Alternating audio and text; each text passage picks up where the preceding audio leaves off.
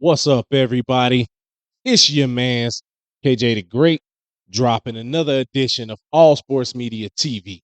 But first, I want to say I hope and pray everything is great your way. We got to fight, ladies and gentlemen. We got to fight on our hands. I know y'all seen that press conference. Gervonta Tank Davis, 29 wins, no losses, no draw, 27 wins by way of knockout. Frank Martin, 18 wins, no losses, no draw, 12 wins by way of knockout. They was going at it. Earl Spence even chimed in on it. Now, in recent times, Earl Spence spoke with, the guys at Fight Hub. He was talking about how Frank Martin was going to dominate Gervonta Tank Davis from round 1 to round 12, get his hand raised, and become the new WBA lightweight champion. Gervonta Tank Davis has been going in when it comes to Frank Martin about everything from weak sparring partners, fake jewelry, fake tough acting, all the everything you need to build up a fight like this. You can tell he's itching to get back in the ring. Last time he was in the ring, he fought Ryan Garcia.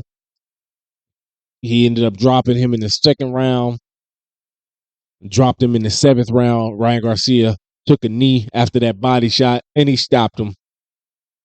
Told you guys he was going to do that. Go back and check out my video, man. But nonetheless, man, Frank Martin, his last outing, he got a win, unanimous decision win. He's a good fighter, man. They call him Frank the Ghost Martin for a reason. He's 5'8", long arms. He's got about an inch or so arm reach advantage over Gervonta Tank Davis. He's quick. He's elusive. He has good power, 12 wins by knockout and 18 wins. So that's not bad. Gervonta Tank Davis, what more can we say? Ring IQ, footwork, defensive skills, can fight on the outside, can bang on the inside. Ultimately, he has the ultimate equalizer in power, 27 knockouts in 29 fights. What more can you say about the guy, man? He's WBA champion. Now,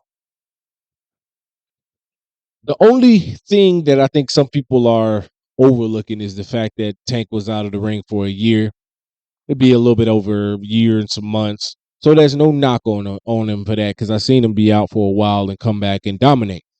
Uh, with this though, Tank historically in his fights, he gets off kind of slow. He doesn't um he doesn't do a lot in the beginning of the fights, but he picks it up 4 or 5 rounds in. Now he did the same thing when he fought Mario Elastacker Barrios. Floyd Mayweather ran up to the side of the ring. You losing the fight, man. You're a great fighter, but you're losing the fight. And all of that. And Tank pretty much picked it up.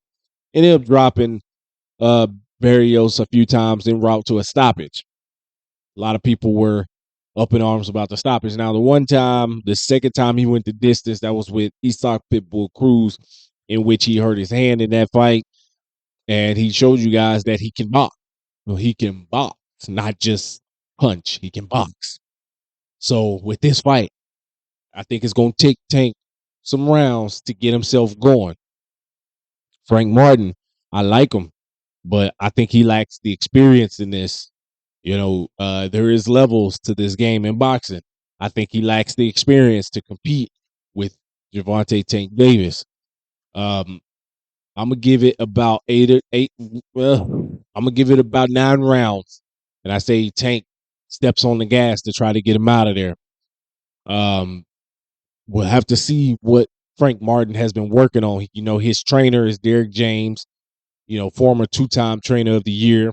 He's signed to Errol Proof Spence Jr. Man Down Promotions.